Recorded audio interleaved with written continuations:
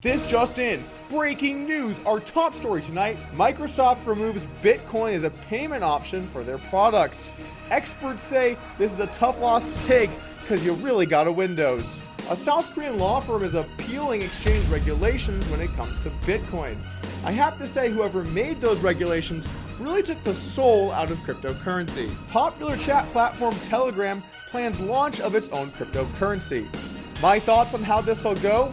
Well, if I know Telegram will probably receive many needless notifications. And finally tonight, we're seeing massive losses across the board.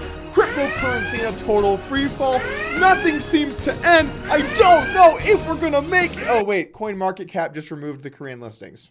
All of this and more tonight on Crypto News. We have two quick things I want to correct before we jump into today's video. First, I want to make a clarification on ETHLend. It is not anything like BitConnect. I just said that yesterday the name sounded like it. It is actually a legitimate cryptocurrency. ETHLend is a collateralized lending platform that uses smart contracts to allow loans to be decentralized. Second, USDT is not issued by Bitfinex, but rather is issued by Tether, and the two companies seem to have some type of relationship. Let's jump into our first article here from CoinCentral about a South Korean law firm filing a constitutional appeal against exchange regulations. For those of you that haven't been keeping up with the story, basically in South Korea, new regulations banned virtual accounts from being able to deposit onto cryptocurrency websites. Now, if you're not familiar with the way the Korean banking system works, it's possible for people to open up very short-term temporary accounts that they can use that do not require a name, and it's part of the way the banking system works in South Korea. Well, the new regulations, in an effort to try and prevent against fraud and money laundering, they have removed that as an option to be able to deposit onto the exchanges, which is causing problems because it was the primary way people got their money onto them. South Korea has been one of the places where Bitcoin has risen the fastest. Due to very high demand, limited supply, and some degree of regulation, prices in South Korea have gone up a lot. And if you noticed, back when CoinMarketCap did include the Korean price in the averages for their prices, it caused the overall price to seem higher than what it would be for me and you if we were outside South Korea, which I am. Moving back into today's story though, we're seeing a law firm trying to say that this is constitutionally not allowed for them to operate in this manner. Introduced last week, the regulations place a ban on anonymous trading, imploring banks to bar exchanges from setting up virtual accounts for their customers' funds. Currently, exchanges use virtual accounts in place of actual bank accounts to streamline the trading process, making it easier for them to manage user accounts and funds. The regulations require exchanges to transfer funds through real name accounts so as to verify an account holder's identity. The measure is meant to stamp out money laundering, fraud, tax evasion, and other illegal activities. I've been making enough videos now in this space to understand how all of you guys feel about regulation and banks and governments. So you don't have to tell me, look, I'm with you. I think that it should be a free market here. But you also have to understand that countries, traditional power structures, governments, they're not going to be for systems that allow for a lot of fraud and money laundering. They're just not going to want to allow that. So, whether you want to take a nuanced stance of whether it's their role or not, or, how they should be able to do it, they're going to try to some extent. Now, we all obviously hope that they're reasonable about it and still embrace the technology, but we don't necessarily know that's going to be the case. The good news, however, is that if governments do issue these types of regulations, they're probably not going to do anything about it. Governments are pussies, bro. It's not known how successful this law firm is going to be, and if you want to read more about this subject, the link is in the description below. Next up, I want to talk about what happened with CoinMarketCap. A lot of people were freaking out about it this morning when they saw that there was a fairly large drop in the total market cap of cryptocurrency value. And there were a couple things sort of at play here, but this was the first thing and the most important one.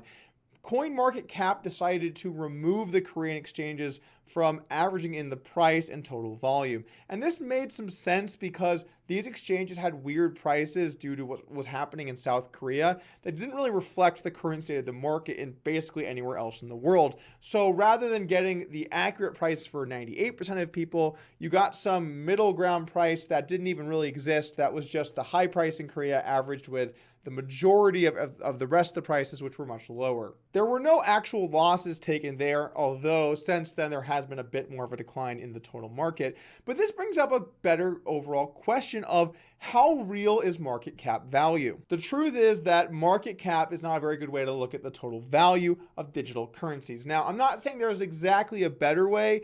Realistically, you'd have to take that number and figure out a percentage that you think is fair, but the bottom line is that this number is kind of made up to some extent. I'm going to give you a super extreme example. Let's say that I had 1,000 coins of my new currency, Binx coin.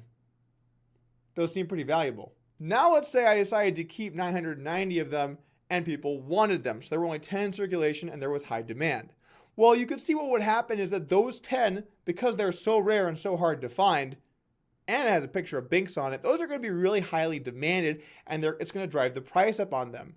But now if I decide that the price is high and I sell 90, it would cause an immediate massive drop in the price of Binx coin. So essentially, when total supply is high, but the amount in circulation is actually rather low, then what you're left with is kind of a false idea of what the value of that currency is. There are also many other problems, like coins only being traded in places that make the price not reflect what it should be due to not being able to deposit funds or not being able to withdraw after a delay or all kinds of other reasons that might cause the price to not be accurate. But basically, these numbers don't really mean what they look like. They matter. They do mean that it's going in a general direction, and especially for the coins like Bitcoin with a lot of volume, it's much more significant. But the point still remains that they're not an exact way of looking at the value of cryptocurrencies. CoinMarketCap tweeted a statement on the issue saying, "This morning we excluded some Korean exchanges in price calculations due to the extreme divergence in prices from the rest of the world and limited arbitrage opportunity. We are working on better tools to provide users with the averages that are most relevant to them." This statement makes sense. I think it's a good way of progressing, and those averages really made the price seem confusing to a lot of people, so I like the change. While we're on the topic, I want your guys' opinion here. What do you feel like is missing from CoinMarketCap? What things don't exist that you'd like to see on a price website like that where you can check prices? If you were up to deciding how it would look or what should be added, what would you do? Let me know in the comments below. Let's jump in and talk about the largest ever proposed ICO that's going to be coming up. Telegram is issuing their own cryptocurrency and they're doing an ICO. Now, you might be familiar with Telegram. It's actually where we have a channel that we post the new videos on, as well as a group chat. If you guys are interested in that, the link's in the description below. But you might be familiar with this program because it is a very popular application to chat on. According to TechCrunch, Telegram plans multi-billion-dollar ICO for chat cryptocurrency. Encrypted messaging startup Telegram plans to launch its own blockchain platform and native cryptocurrency, powering payments on its chat app and beyond. According to multiple sources which have spoken to TechCrunch, the Telegram Open Network, or TON, will be a new third-generation blockchain with superior capabilities after Bitcoin and later Ethereum paved the way. The article goes on to talk about selling a ton of cryptocurrency. God, how lame do you have to be to put puns in the title? I have to say, whoever made those regulations really took the soul out of cryptocurrency. Telegram is understood to be considering raising as much as $500 million in the pre-ICO sale at a potential token value in the range of $3 to $5 billion. However, these figures could change before the ICO, which could come out as soon as March. Those figures would make it possibly the biggest private crypto raise to date after Tezos, which raised over $230 million in July. This is huge news. I'm excited for what Telegram's going to do, and I like what this company has done in the past. I have to say, once I found Telegram, I found myself inching slowly farther away from Skype. In a 132-page white paper, Telegram outlined a 4-stage plan. TON Services will be a platform for third-party services of any kind that enables smartphone-like friendly interfaces for decentralized apps and smart contracts. TON DNS is a service for assigning human-readable names to accounts, smart contract services, and network nodes. TON Payments is a platform for micropayments and a micropayment channel network. And the TON Blockchain, which will consist of a master chain and 2 to the power of 92 accompanying blockchains. So a lot going on there.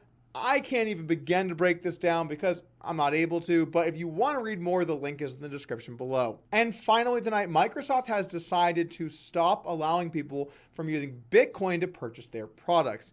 Now, Microsoft has actually been allowing this for some time, and having that implementation of Bitcoin to be actually used to purchase things, I think is a great step in the success of cryptocurrency. You know, if people can't use their money to buy things, all of a sudden it seems a lot less valuable, and at least the original plan for Bitcoin was for it to be a peer-to-peer cash system. According to this article from Bleeping Computer, Microsoft has stopped supporting Bitcoin as a payment method for Microsoft products.